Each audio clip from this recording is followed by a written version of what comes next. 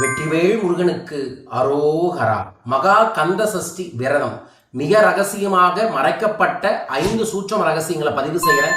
முழுமையா பார்த்து பயன்படுத்தி வளம் பெறுங்கள்.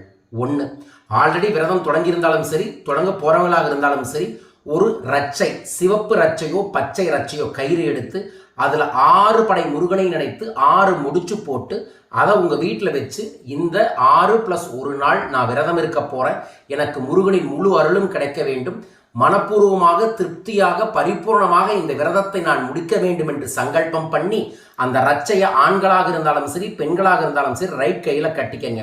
1. 2வது, இந்த நாட்களில் என்ன ஆடை அணியணும்னு நிறைய பேருக்கு கேள்வி இருக்கு. 1 பச்சை அல்லது சிவப்பு, இந்த 2 ஆடையில் ஏதோ ஒரு ஆடையை நீங்கள் தாராளமாக அணிந்து கொள்ளலாம். இது 2. 3வது, விரதம் அப்படிங்கிறதே அந்த முருகனை நோக்கி நம்மளோட முழு சக்தி நிலையையும் அனுப்பி அவரோட பெரும் சக்தியை